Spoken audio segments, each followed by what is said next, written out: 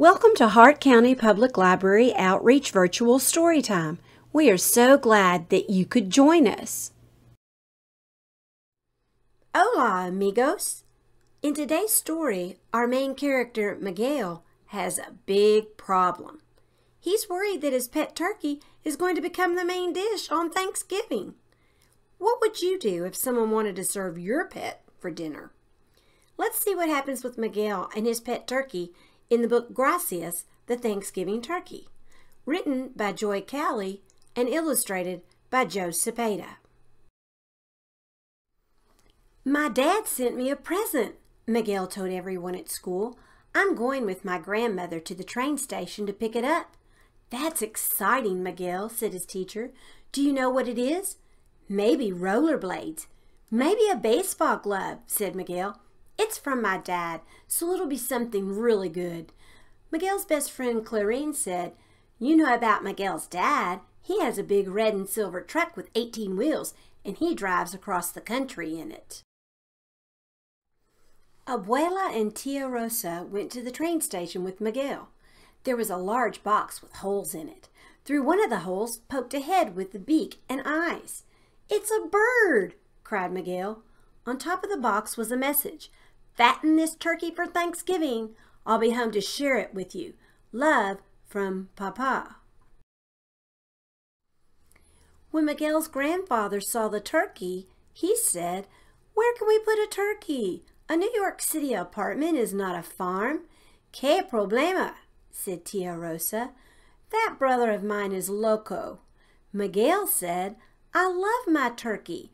I'm going to call her Gracias. In the end, Abuelo said Miguel could keep the turkey, but she must have a house. Venga, we will make her a cage in the backyard where she can talk to the pigeons. At the library, Miguel found a book about turkeys. He read that turkeys were grazers. They liked grain, but they also ate green plants. Clarine and Miguel went to Central Park. They talked to the park ranger, and he gave them sacks of cut grass. Mr. and Mrs. Chatterjee saved old lettuces and cabbages from their store. Soon the whole neighborhood knew about Gracias. Hi, Clarine. Hi, Miguel, said Police Officer Devereaux. Is that turkey getting fat? Yes, ma'am, said Miguel. When she gets too big for your oven, give her to me, said Officer Devereaux. I've got a bigger oven. As Gracias grew, she became Miguel's amiga. She made a gobble-gobble noise every time she saw Miguel, and she ate from his hand. Abuela told Miguel, You can take Gracias out of her cage as long as you clean up after her. Miguel wanted to take his turkey out for a walk in the street. Abuelo made a ring to fit on the bird's leg, and he tied a cord to that ring. Now she will not fly into someone's oven, Abuelo said. Miguel worried when there was talk about ovens. He wrote to Papa, Can we get another turkey for Thanksgiving? One that is dead already? But there was no reply. At church, Miguel lit 2 candles, one for his father and one for Gracias. Please, Señor, he prayed, keep them safe. Tia Rosa also lit a candle. Pobre niño, she said. The leaves fell from the trees. The weather grew cold. Abuela made a cover for the cage. Why bother, said Abuelo. It is nearly Thanksgiving. People shouldn't eat pets, said Miguel. She's a turkey, said Abuela. That's what turkeys are for. We're amigos, cried Miguel. I love her. I told you it would be a problem, said Tia Rosa. On Saturday afternoon, Clarine came over to watch football with Miguel. Suddenly there was a noise, louder than the television. Miguel jumped up. Gracias! The kids ran outside. The cage was empty. A boy was running down the street, the big turkey flapping under his arm. Gracias! Yelled Miguel. You bring that turkey back! Shouted Clarine. Everyone helped Miguel and Clarine look for Gracias, but no one could find as much as a feather. Mrs. Chatterjee said, How could someone steal your turkey? That's terrible. "No worries," said Mr. Chatterjee. "I have frozen turkeys in the shop. I'll give you one for free." Miguel shook his head and began to cry. "Let's go home," said Clarine, holding his hand. That night there was a knock on the door. Officer Devereaux held a bag that shook and went gobble gobble. "Gracias!" yelled Miguel. "I found this turkey in a no parking zone," said Officer Devereaux. "I had to arrest her." Miguel took Gracias and hugged her. Officer Devereaux said, "If I were you, I wouldn't leave a fat turkey in your yard. This time she got away. Next time, she's gravy." "Yes, ma'am," said Miguel. Abuela said Gracias could stay in the bathroom. "You have to clean out her cage every day." Abuelo said, "I have to shower with a turkey? Ay, ay, ay." Miguel moved the cage to the bathroom and put a holy medal in it. "So nothing bad happens to you, mi amiga," he said.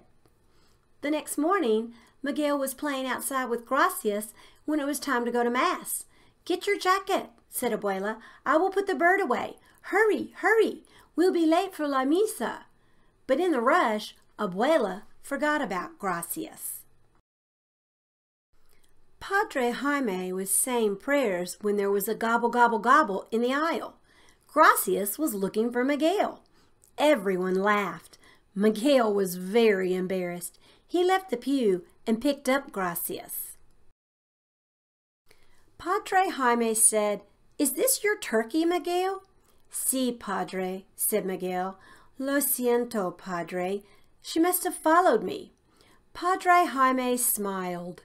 "God made small boys, and God made turkeys. Stand still while I give you both a blessing." When they got home, Abuelo laughed and ruffled Miguel's hair. "Chicken for Thanksgiving dinner," he said. "Chicken?" said Miguel. Abuela said, "No one can kill a turkey that's been blessed." "You think Papa will like to eat chicken?" Miguel asked. "If he is here," said Tia Rosa. Abuela looked at Tia Rosa. "Sí, he will like the chicken," she said. The Thanksgiving Day parade had brass bands and balloons as big as houses. Miguel sat on Abuelo's shoulders so that he could see everything, and some clowns on stilts threw confetti over him. "Did Papa like parades when he was as big as me?" he asked Abuelo. "Sure, Rosita too. I had one of them on each shoulder," Abuelo told Miguel. The apartment was filled with the fragrant smells of chicken and cornbread. Abuela brought out the salsa. "Please, can we wait some more?" Miguel asked. "We've waited 2 hours already, hijo," she said. The family sat down and watched Abuelo carve the chicken and bless the food. Abuela lifted her glass. "I am glad for this food. I am glad for this family. I am glad for this neighborhood and for this country." "Bravo, Mama!" cried Tia Rosa. Miguel lifted his glass of milk. "I am glad for Papa, and I am glad for Gracias." Abuelo said, "Where is that bird?" He left the room and returned with Gracias. Abuelo put Gracias on the chair next to Miguel and set a plate of cornbread in front of her. Gracias ate from the dish. Peck, peck, peck. "Now we have turkey for dinner," Abuelo laughed.